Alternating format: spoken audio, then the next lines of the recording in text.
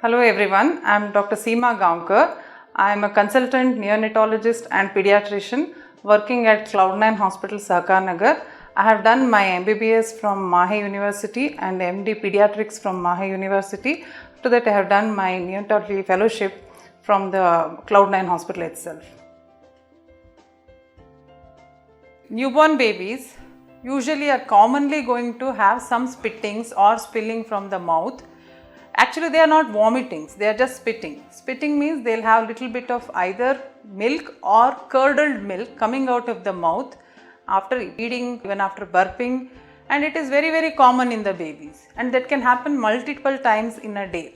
Is it significant? No.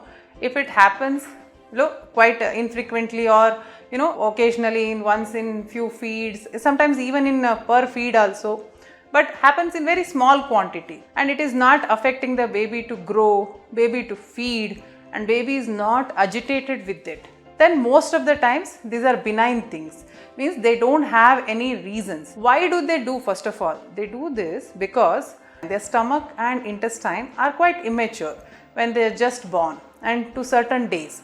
So they don't have the capacity to hold all the milk what they've got, and when they are taking the milk they'll also be taking lot of air with that. That's called as aerophagia, because initially their feeding techniques may not be good, they'll be taking more of milk or they're crying, along with that lot of air goes. Because of that air also they'll be spitting out some amount of the milk.